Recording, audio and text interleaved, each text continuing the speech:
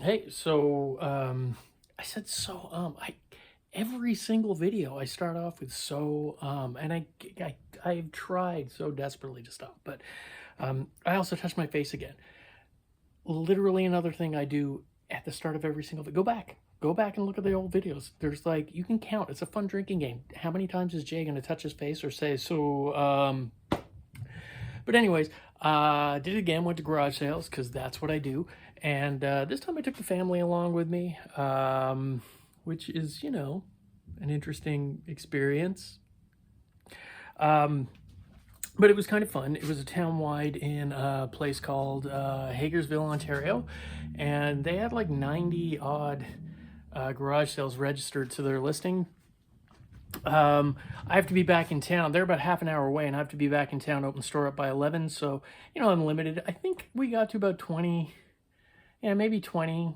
Normally, without fam in tow, I'm usually probably hitting around 35, but whatever. Not a lot of garage sales. Most of them had nothing for me. And I was like, okay, well, the kid got some Pokemon cards, and the wife got some stuff, and everybody was, happy except me. But I did run into two garage sales that were really great.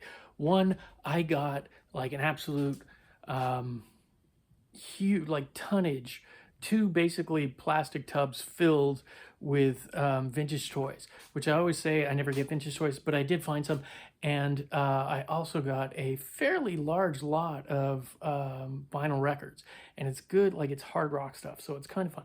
I'm gonna break them up into two because I will never be able to fit them all into one video. So I'm gonna make this one the vinyl video, and I'm just gonna go back there and show you. I don't have any footage filmed of me going to this one sale.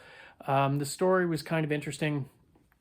I went to the people, we got there early, and they were bringing stuff out, and they told me that they do storage lockers. And I asked, well, do you have any records? And they're like, yeah, but they're buried, so come back in an hour. So I came back in an hour, and I was looking, and they had great stuff, but there were some issues with pricing. So I'm going to show you that now. We'll just go straight into those, me showing you the stuff. But yeah, I didn't film any while I was there because I'm still not super comfortable with doing that. I did a little bit of filming on the toy one, but you'll see. Anyways, check it out. Okay, so this is the crate of records that I ended up buying. So as you can see, they have some cardboard prices on there.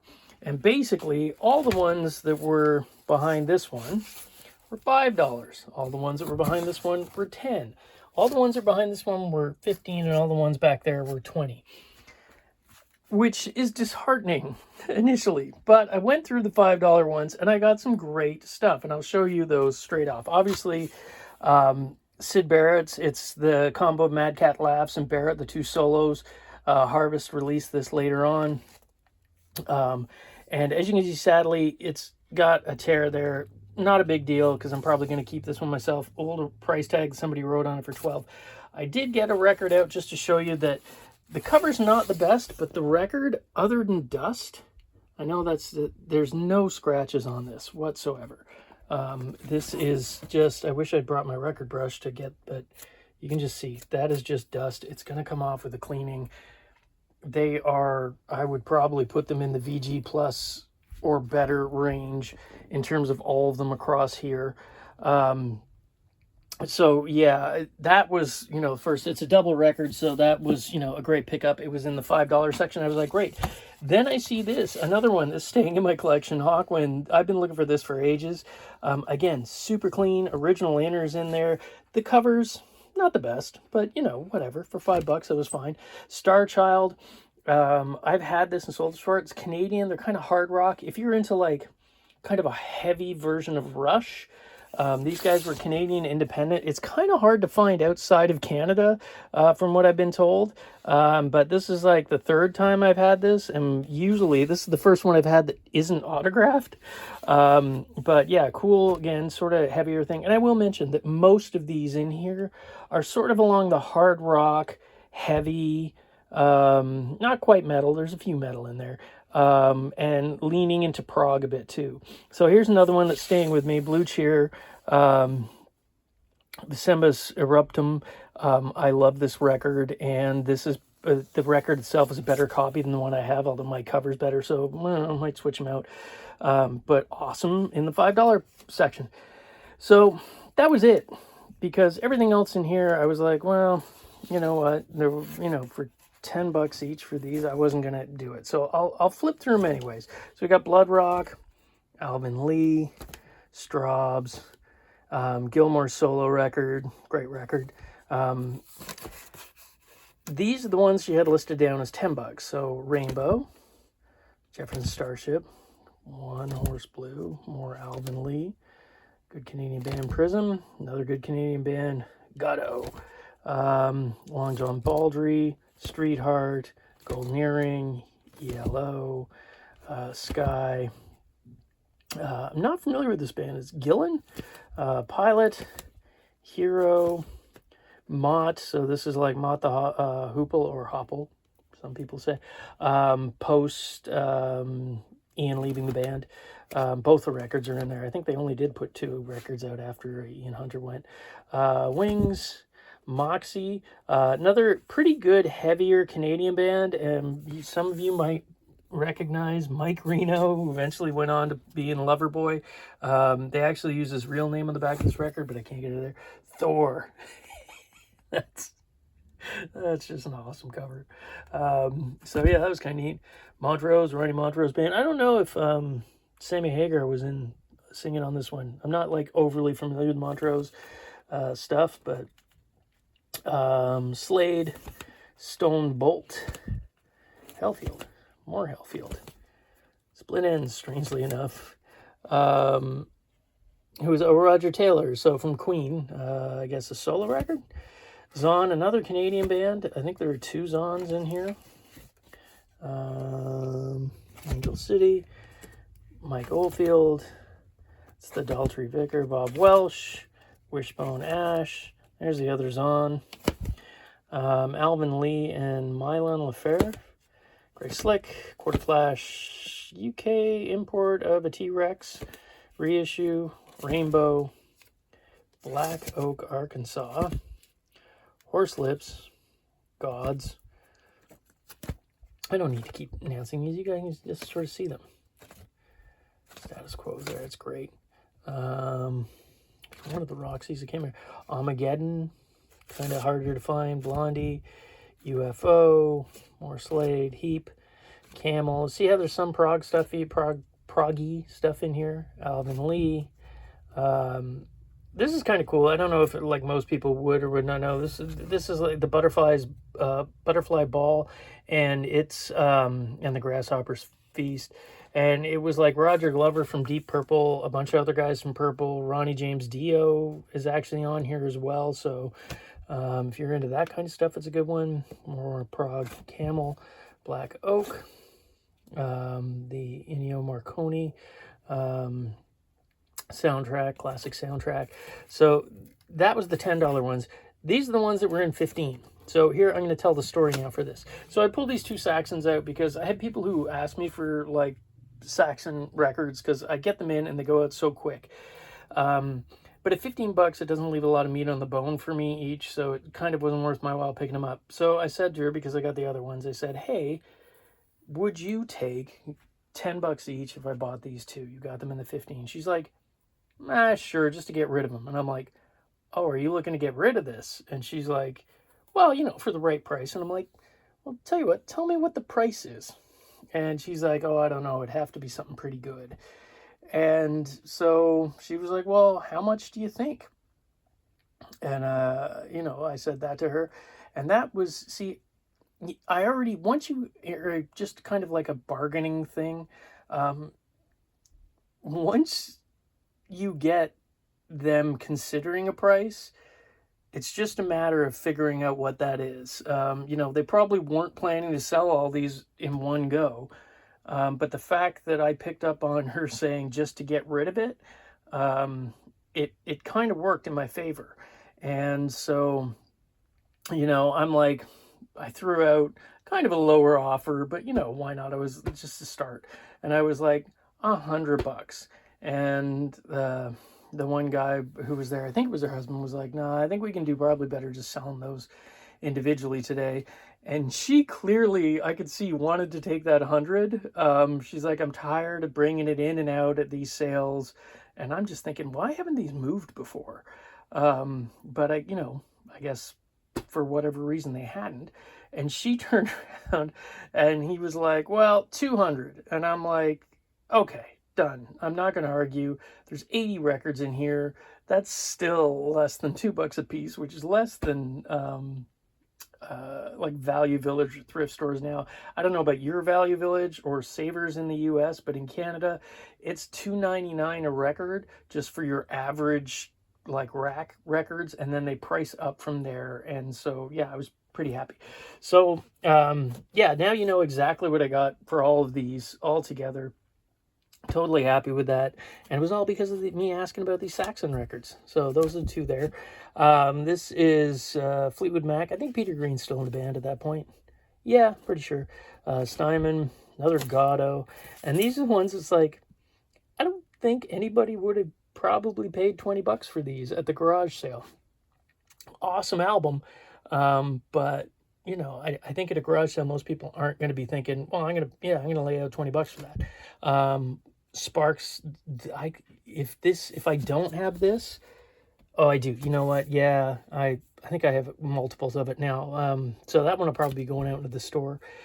Susie Quattro, kind of interesting. It's a Canadian thing. Don't know much about it. And then Nectar, again, more sort of proggy stuff. So yeah, that was kind of like I don't get a lot of hard rock anymore. It used to be all I got. But now, as I always complain after I find records, it's getting harder to find records at garage sales. It used to be sort of the best way to get records. Now, in terms of like, for resale, now it's just completely changed. My favorite part about this is I got that Hawkwind and the Blie Cheer that are going straight in my collection. Same with that Sid Barrett. So pretty stoked about that. Plus I got a big free crate that works really well. I did hit a bunch of others. As I said, I got to, I'll show you some of the things that I got in here. I did have a huge toy haul, vintage toy haul, and that's going to be in a separate video.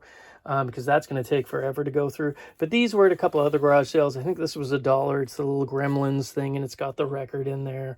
Not a huge thing, probably like $5-10 in the end. And then at this garage sale where I got the records, they had this 75 Mad magazine, and they had these at $2 a piece. Look at that. Both of them got, well, Cassius Clay. Yeah, Muhammad Ali. And, I'll pick up any sort of sports magazine from the 70s, but when you've got, like, arguably the best boxer, at least of the modern era, I think, on the cover, it's worth it. And my favorite music-related find today was this guy for, I can't remember if it was 10 or 15, or I think they originally had 20 on it, and I did sort of put, was cheeky and put an offer in it. Let me just see if I can get it all the way out here, and I can take a step back. Yeah. The iconic Maxell tapes, Blown Away. It's not the poster, because they sold the poster at stereo stores, gave it away. You could buy it later on, and like, you remember those little poster kiosks? If you grew up in the 70s and 80s like I did, they had little poster kiosks in most of the major department stores, and you could pull out. That was in there. This is actually a cardboard in-store advertising display. So it's kind of a bit of an upped game. It is a little faded, probably because it sat up in a store for ages, and it does have a ding, sadly, there, but it's kind of like one of the most iconic images of the 1980s era. As you can see here, they've made their own sort of homemade frame, but it's definitely cardboard, not thing, and it's not a poster stuck on cardboard. It's actually the cardboard display. So kind of, a better version of that poster. And I mean, if you go online and look, some of the new old stock posters are having sell-throughs in the several $100s, like $100 to $300 for some of them that are still sealed, and that's just for the poster. Now, I'm not saying that this is worth anything up there with that, but I would have to think, you know, if it didn't have the damage, I would say yes, but you got to figure it's got to be worth somewhere around $75 to $100 as it is, because it is the in-store display rather than, this probably would have been up in like a stereo store or maybe even a music shop. So yeah, super stoked to get that. I'm actually going to probably, yeah, I might keep it for a little while. Sometimes I fall in love with things, and then, you know, I'm a catch and release guy. I'll keep things and then I'll be like, okay, you know, I've enjoyed this, time to move it on. So that might make it out to the store. I will do the caveat right now about the records. For those of you who do come into the store, these will not be out in the store for at least a couple of weeks. I've got a lot of records that I got to clean and price and sort. So if you want to see what's coming out each week, I always tell you, either go to the store's Instagram page, and I've got links here in the description, and or the store's Facebook page, and I put up a weekly flip video of the records that are actually in the store. I actually do put some up on YouTube here when I get time. I put them up as shorts because it's usually only about a minute flip through for what's in there. But yeah, that's it. Super happy again to have come up with some records, and ones that like are going into my collection. You know, once you get over, like, I'm not 100% sure how many records are in my collection, but once you get over 2,000, I think I'm well over that, probably getting closer to 3, maybe even, I don't know, I'm gonna have to count someday. Getting records out in the wild, as they say, that, you know, to go in your collection, that's a good day. So I got 3. I'm pretty happy. Maybe even a few more. Let me know. All right, I'm babbling. Leave it at that. Bye. Hey, so this is just like a little bit of added, I guess, I don't know if I want to call it bonus footage or whatever, but just a little bit to clarify. So when I just looked at the video that I shot where I showed the record from Sid Barrett and showed it in the light to sort of give an example of how clean the records are in terms of scratches. There was a lot of dust, and in that video the dust looks like scratches, and the point is that it isn't. These records are really clean. There was a lot of like surface dust on some of them, you know, just from disuse, not from, you know, being ground in there for ages or whatever. So I've run this one through the cleaning machine just to show this is the same record that you saw in the first one. Actually, it might be the one of the two, but they're both in sort of the exact same condition. And as you can see here, it is super clean. I mean, not any marks, no scratches.